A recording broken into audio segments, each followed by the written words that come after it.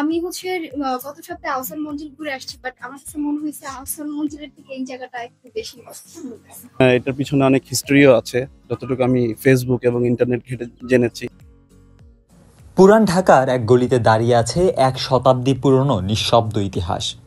লোক মুখে এঁকে হুমায়ুন সাহেবের বাড়ি বললেও এটি আসলে রোজ গার্ডেন প্যালেস। বর্তমান আওয়ামী লীগ রাজনৈতিক দলের সূত্রপাত হয় এই প্যালেস থেকেই। আজকে আমরা ঘুরে দেখাবো সেই ঐতিহাসিক রোজ গার্ডেন প্যালেস, জানাবো কিভাবে আসবেন, দেখাবো ভিতরের রাজকীয় সাজসজ্জা, আর থাকছে টিকিট থেকে শুরু করে সব ধরনের দরকারি তথ্য। শুরুতেই টিকিট কেটে ভিতরে প্রবেশ করতেই চোখে পড়বে একটি দোতলা রাজকীয় প্রাসাদ, যার প্রতিটি দেয়ালে যেন অতীতের ছায়া ছুঁয়ে আছে। প্রাসাদের সামনে প্রশস্ত এক উঠান এবং আয়তাকার একটি পুকুর, পাশে গোলাপের বাগান আর কিছু পাথরের স্ট্যাচু। প্রাসাদের এই মনোমুগ্ধকর নামের পেছনেও আছে এক গল্প। 1931 সালে তৈরি হওয়া এই প্রাসাদের বাগানে প্রচুর গোলাপ গাছ থাকায় এর নামকরণ করা হয়েছিল রোজ গার্ডেন। এখনও সেই বাগানটি সংরক্ষণ করার চেষ্টা করা হয়েছে, যেখানে এখনও ফুটে আছে লাল গোলাপ।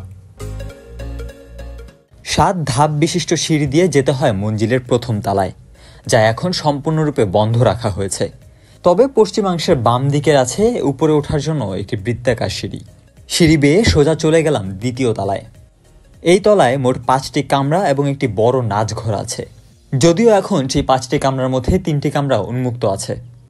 প্রতিটি কক্ষে আছে জানালা, রঙিন কাচের কাজ, বিছানা এবং আলমিরা। দ্বিতীয় তলার ভিতরে প্রবেশ করতে শুরুতেই চোখে পড়বে বিশাল নাচ গেরস্থল, যেখানে একসময় রাজকীয় আয়োজনে সঙ্গীত এবং নৃত্য চলত।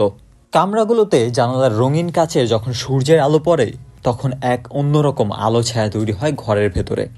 প্রতিটি দরজায় বাহারি কাঠের কাজ। প্রাসাদে প্রতিটি জায়গা যেন এক একটি ফটোজেনিক প্লেস। এখানে ঘুরতে আসা অনেকেই শুধু ছবি তুলে ঘন্টার পর ঘন্টা সময় কাটিয়ে দিচ্ছে।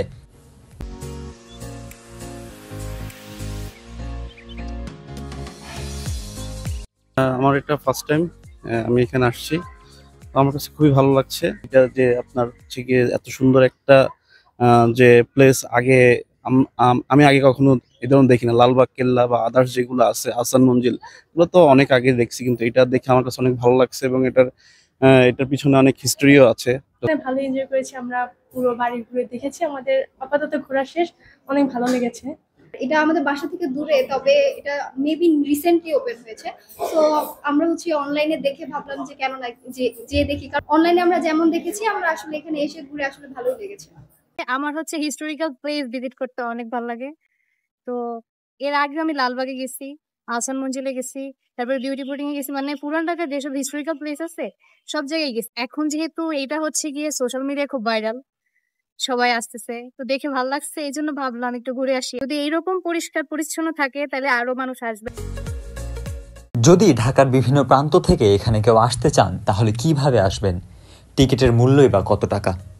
শুরুতেই ঢাকার যে কোনো স্থান থেকে চলে আসতে হবে সায়দাবাদ পদ্ম বাস কাউন্টারে। সেখান থেকে রেল লাইন বরাবর কিছু পথ হাঁটলেই হাতের বামে KM দাস লেন। সেই গলিতে কিছু দূর এগোলেই হাতের ডানে আরেক মোড় নিয়ে এগিয়ে যেতে হবে আরো কিছু পথ। হাতের ডানে আরেক মোড় ঘুরে কয়েক কদম হাঁটলেই দেখা মিলবে কাঙ্ক্ষিত সেই প্যালেসের। প্রাসাদে প্রবেশের জন্য নির্ধারিত টিকিট মূল্য জনপ্রতি 30 টাকা। তবে যারা শিক্ষার্থী তারা স্টুডেন্ট কার্ড প্রদর্শনের মাধ্যমে মাত্র 10 টাকায় টিকিট সংগ্রহ করতে পারবেন।